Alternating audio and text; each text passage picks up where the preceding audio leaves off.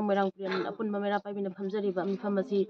akhoi haugiba tha ani gi mamangda akhoi mifam ama phamjagi kaino harakanda sidaida leiriba state police yamdabadagi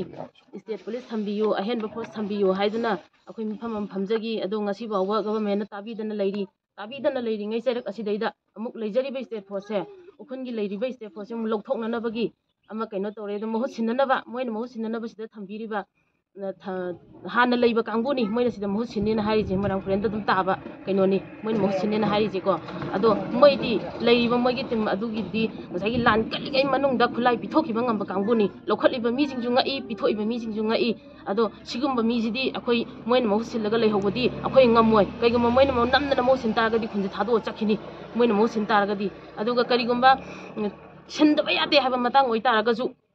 khoigi Imphal East ki moi mi kunthana saba mi tabadi yadaba henbabudi mi kunthana saba masi thabirau karigumba si thabirakta taragadi akhoi akanba khongjang changjan jarakani sidaida hana tadabagumna tuminna nakallaga leibi taragadi akhoi ju ahenba akhoi Moirang Puren gi Moirang Puren meira paibising gi thawna asengbudo uthokjarakani adu karigumba uthora kanda asoi angam yaunarakpa matamda masida yaurakpa asoi angam jingdo government na daita pubigadabani habaje akhoi ngasi thamjage।